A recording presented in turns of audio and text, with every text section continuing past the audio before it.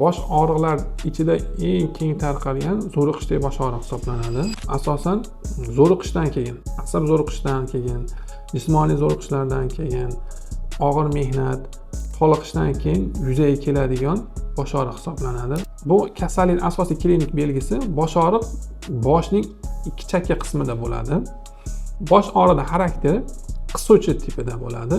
Og'riq davomiyligi 30 minutdan 7-10 kungacha davom etishi mumkin. Asosiy shikoyati bunda sust bosh og'riq doimiy. Jismoniy faollikda bu bosh og'riq kuchaymaydi.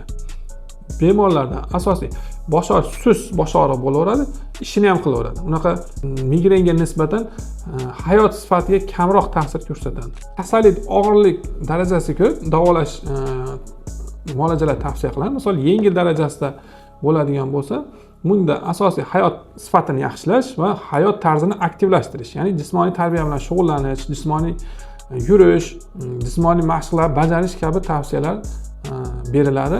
O'rta og'ir darajasi, og'ir darajalarida bularda yuqoridagi tavsiyalarga qo'shimcha medikamentoz davolash tavsiya etamiz.